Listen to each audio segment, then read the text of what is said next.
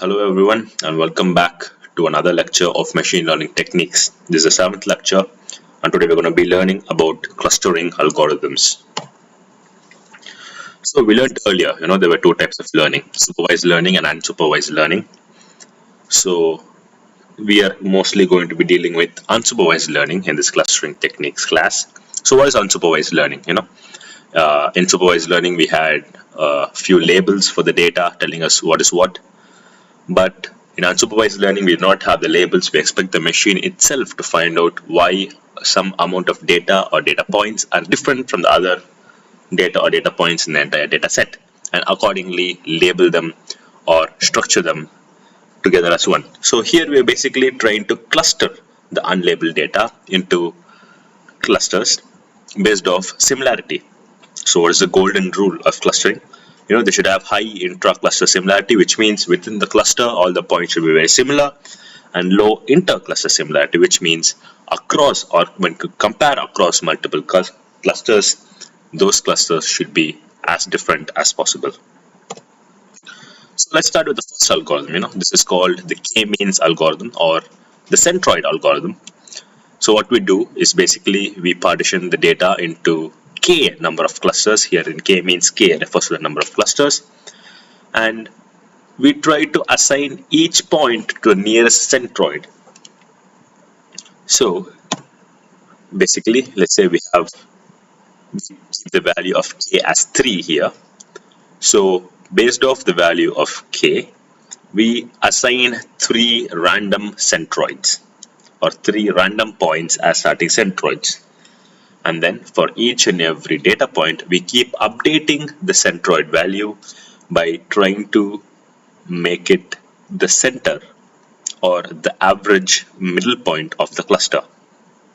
And you keep on doing this until the centroids stop moving. So basically what we do here is we try to minimize the inertia, or we try to minimize the within cluster sum of squares. So this is how it would work. For example, let's say we take in k means k value equals to 2, and this is the data points we have.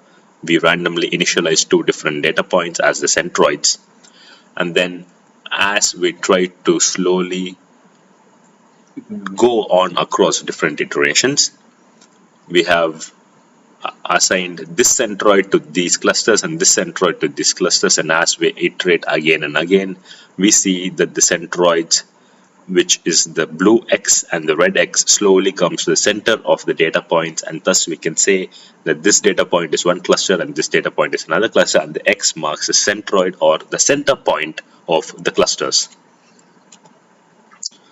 But now, what is the problem with this k-means algorithm? Let's say we have an outlier.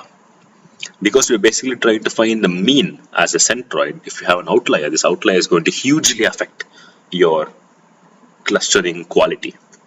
So even one outlier that is very, very far away is going to pull your mean or going to pull your centroid away from the actual cluster.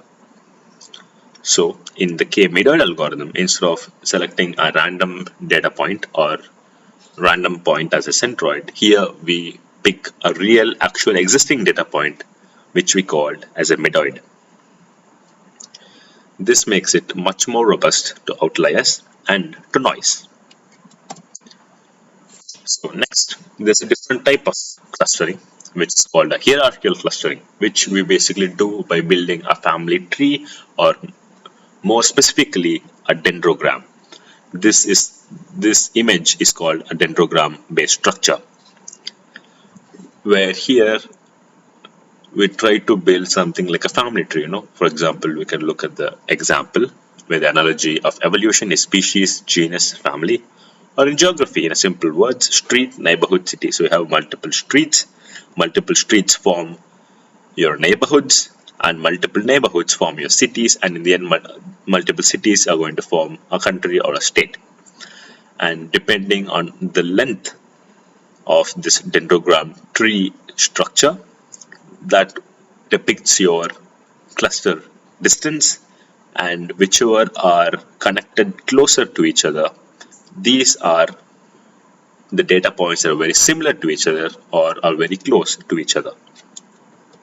So there are two types of hierarchical clustering. The first type is bottom-up or agglomerative clustering, which is very common. So basically, each and every data point is its own tiny different cluster, and we keep trying to find the closest data points, and then we cluster them together. And as we keep doing it, all of them form one giant cluster. And the second algorithm is the complete opposite, which is the top-down or the divisive clustering, where all data points are of one big cluster, and then we continuously split the clusters into individual points. So, how do we do this hierarchical clustering? How do we find if two points are close or if they are far? What does this close mean? In k-means, we had to find the average points, or the k-dot, we tried to find the data point that is most representative. So here, how do we find the distance between two clusters? Well, we have three different methods. First one being single linkage, which is the distance between the closest 2 points of the clusters. As we can see in this image, we have cluster A, cluster B, and these 2 points are the closest points to each other. So this distance will be considered as the distance between the clusters. Next, complete linkage, which is the distance between the farthest 2 points of the cluster. Let's say this point is the farthest point in the cluster, and this point is the farthest point of the other cluster. So the distance between them is considered the distance between clusters. An average cluster is the average distance within the cluster. For example, you know what we did in k-means. So we try to find the median, and we try to find the mean, and then we try to form the distance between them to find the distance between two clusters.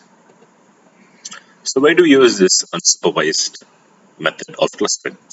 Well, one, it is used in market segmentation, where we group customers based off your buying habits to send targeted ads, or in your social network analysis, where you find communities or cliques in a network of friends, or image compression, where you group similar colored pixels together to reduce your file size, where k-means a very, very popular algorithm.